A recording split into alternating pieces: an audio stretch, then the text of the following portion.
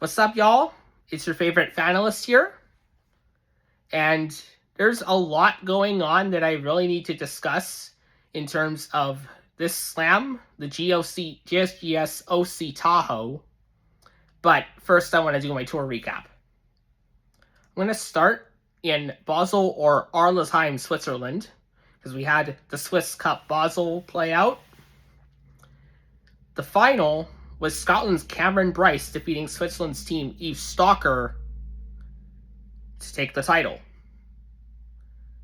This, in a way, makes me upset because this reminds me that there's so much Scottish talent out there that British curling doesn't care about because all they care about is Bruce Mowat and maybe Ross White.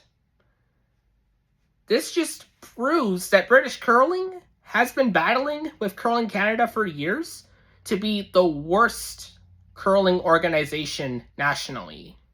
And I'm sick and tired of it. It's gotta stop. I'm really hoping that they don't rob Team White of representing Scotland at the Worlds again, because if it does, I'm not going to do anything insane. I'm not going to lose my temper that much, but this has to stop. Fiery arguments on social media between Hammy McMillan and Gordon Muirhead are not going to solve anything. A big thing was that Team Radgushu was at this event, but they didn't do as well as people thought they would. It started with them losing in a qualifier to Team Stalker.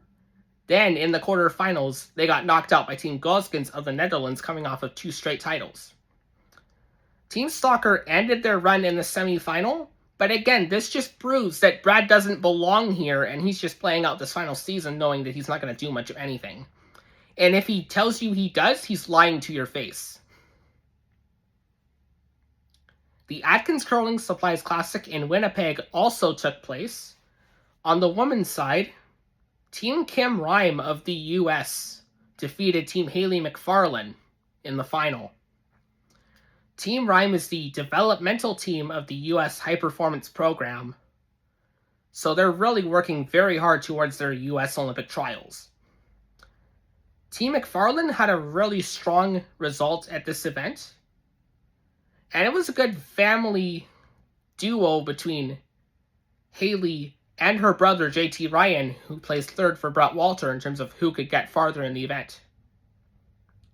JT and Team Walter made it to the semifinals before they got knocked out, but both Ryan siblings did very well.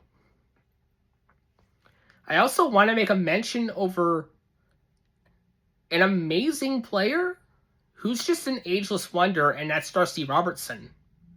Keep in mind, she made provincials earlier this year, or she made the provincial semifinals earlier this year in the beginning of the year, so she's proving that even at her age, she's still competing with the very best. On the men's side, Steve Irwin defeated Team Tanner Lott in the final.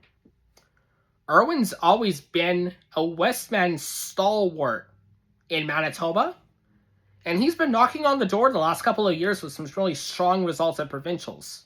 So it's not surprising to see him and his team pull out this event. But Team Tanner Lott also has had a really solid performance. They were good in this event. They were good at the Mother Club Fall Classic. And they're really working well. The last event that I... excuse me. There are 2 other events that I want to mention. First, the North Greenhill Women's Classic in Ontario. The final was Japan's Ikue Kitazawa defeating Team Holly Duncan 6-2.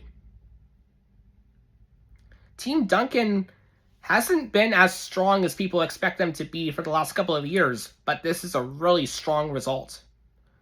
2 other teams that I really want to mention are Team Laurie St. George, of course, because I'm wearing my Francois Robert Scotties jersey. Really wanted to represent them in this video because they've been doing pretty well, even with adding 2 new players to the team, Sarah Daniels and Amelia Gagne. And finally, Team Corey Hurleman of Switzerland, who's preparing to represent their country at the European Championships in a couple of weeks. pulling out some really strong performances and staking their claim as to why they're the reigning Swiss champions. And finally, the Saville Mixed Doubles Classic took place in Edmonton, and domination as to be expected for former world champions Corey Tesi and Corey Dropkin of the US, as they defeated Serena Gray Withers and Victor Petrangelo in the final.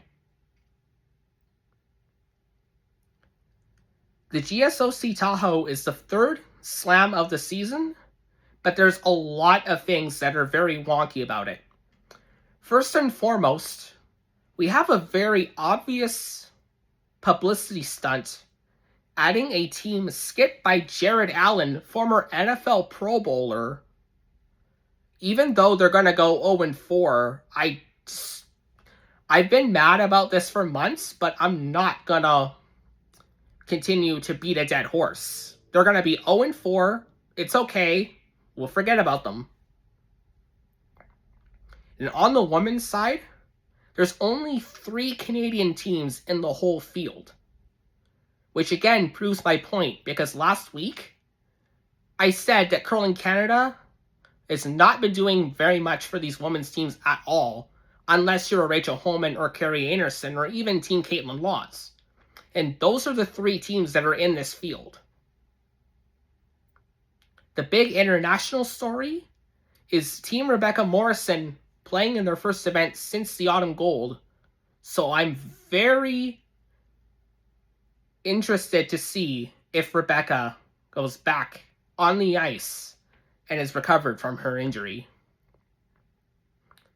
One draw has already happened, with Team John Epping beating Team Jordan McDonald 6-4.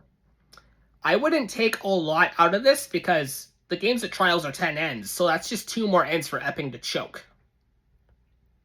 It's going to be very interesting to follow the rest of this event, so stay tuned and enjoy the curling, everyone.